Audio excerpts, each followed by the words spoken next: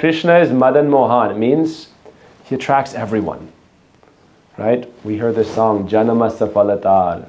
Mataji singing very nicely. Janamasta Phalatar. If you see Krishna once, you lose your heart. Without a doubt. If you really see Krishna, we have some glimpse, some indication. But really, if you actually see Krishna once, then it said, you'll definitely lose your heart and become like a mad person. There's so many stories about this. Like the fruit seller lady. She saw Krishna and everything else lost meaning to her. Krishna gave her a basket of jewels and she threw it in the river and ran up singing Krishna, Krishna, Krishna. But yet, she who attracts, the all-attractive, that is Sri Radha. So therefore, what you are attracted to, that is what you worship. Therefore, Krishna worships Srimati Radhika. Therefore, bhakti is not just a devotional activity. Bhakti is a mood. It means to love something, to adore something. That is bhakti. So Krishna is loving Srimati Radhika. That is his puja or worship. Right? Puja. To worship something, to love something means to adore something. When you love something, that worship is real worship. Otherwise, regulative, ritualistic, ceremonial worship tends to end up being for a material purpose. Or for some kind of selfish gain. I'll worship you, like in India we see when we go in Govardhan Parikrama. Devotees who've been will know this. Some people bring bricks. Govardhan is a very sacred place. Krishna lifted that hill and it became non-different from him. So people pray to Govardhan and he can give you whatever you desire. So people go there and then they collect their bricks and they make 1, 2, 3, 4, 5, 6. Some people are more ambitious. 4-story, 3-story, 5-story. You need a bigger foundation, a bigger base, like, skyscraper. What does it represent? Oh, God will give me that big of a house. No. And a house where? In London. Or in New York City. Somewhere valuable. Actually, San Diego. Somewhere nice, good weather, and very expensive. And I can sell it, have a lot of money. So we think this is called worship of God, sakam, with material desires. Not with real kam, prem. Right? What is our real self-interest? Gurudev said, we are param swarthi. We are supremely selfish. Not materially selfish. What is our highest self-interest? When you understand this, then we should not be, Gurudev said, don't be selfless. There's one class. Why? He said, if you're selfless, it means I don't want to suffer. Right? We said in the beginning, I never want to suffer, or you always want to be blissful. Love is the highest happiness. Pain is also there, sorrow is also there, but the bliss of the happiness of the meeting and the joy of that love is so great that everything else becomes inconsequential. So we want to be selfish, but what is our real spiritual self-interest? Why should we be satisfied with just a 3-4-story house in this world that we're going to die in anyway? Right? We're building our own coffin, like the Egyptians.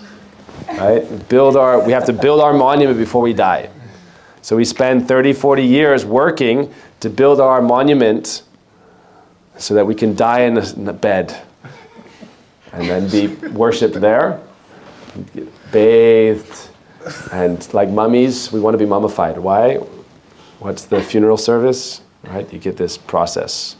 Oh, nice injection, protein injection, and your body will stay nice. And you get in your coffin, and if you open it up 100 years later, you're still.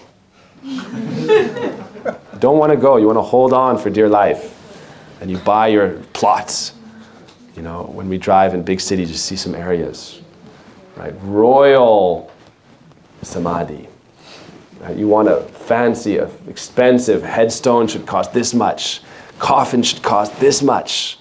Right? You have to work hard for 3-4 years to pay for your funeral service. But why should we pray to God for those things when He wants to give us the highest love, the highest relationship? The soul is not material. We are not this body. So why are we staying stuck in this material reality? So when we go to Govardhan, when we pray to Krishna, ritualistic, ceremonial love, it's not love. Worship without love is not real bhakti. Arati or any worship without real love is not real bhakti. Material activity. So therefore we're trying to do everything with love, that love that will bring us to that highest reality. So Srimati Radhika, this is Adi Ras. Adi Ras means the original ontological source of all existence and of all love and relationship. That is called Adi Ras. So why we're telling this story is not to give it a starting point, but to understand. Sometimes you can think of it in terms of not the starting point of everything, but the center point. Right? Adi Ras. Adi Ras means, in general, it means Shringar Ras. It means the love, conjugal love of Radha Krishna and all of Srimati Radhika's expansions and their love for Krishna. And for us, our service in our relationship with them, an experience of Srimati Radhika's love for Krishna through our loving engagement. That is Adi Ras, Shringar Ras. So think of it as the center point, not the starting point. Why? Because transcendental life and transcendental reality doesn't have a beginning and an end. It's eternal.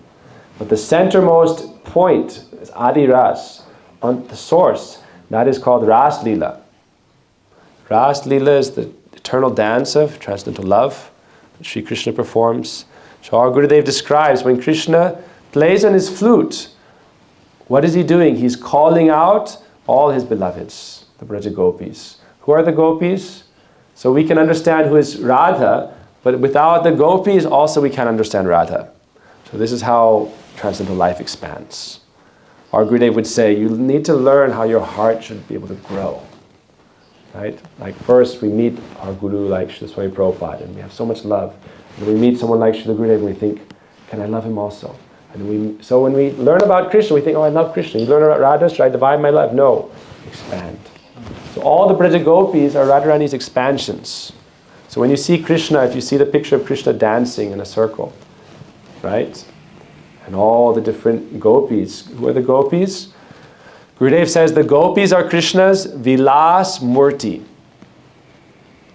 So this is Sanskrit to mean the forms that are manifested for his loving pastimes. So that he can interact, right? Because we say God is one, everything is part of God. But yet here we are, right? So if God is one, how are we here? And what is our position in reality? This is the topic of Ras Lila now. Right? Why do we exist? Right? And what is our relation with God? Should we keep going or have a kirtan? Keep going? Why do we exist? And what is our relation with God? God is one. God is not alone. And God is Radha Krishna together. And their love makes them like one by mood and by philosophy. They're ultimately one. Right? Two inseparable halves. Two inseparable halves. They're called divine moieties. Inseparable counterparts. If you remove one, the other holds no meaning. Bhaktisiddhanta Prabhupada would say, any conception of God as merely the masculine side without understanding his feminine counterpart, Srimati Radhika, is what he described to be kliv, or impotent God. Unique God. Or no God. A God. Not the God. A God. Not theism, atheism. Covered atheism. Or Mayavad. Or I am Godism. Right? I am Godism. This is the popular modern religion. I am Godism. Not atheism. I am Godism. Why? Because we only want to approach him as God and we want to be like him and we're envious of him. But there's two sides. I am Godism or I will be Radhaism. I will be Radha and I will enjoy with Krishna. And who is that Radha? Oh, put her out of the picture. Take a scissors and cut Srimati Radhika out and then cut a picture of me and tape it on next to Krishna. So we don't want to approach either of these sides. This is the danger of only worshipping Radha or only worshipping Krishna. I am Radhaism or I am Godism. We don't want to follow either of these methods. Why? Because that is not who we are. And so it will not lead us to ultimate fulfillment.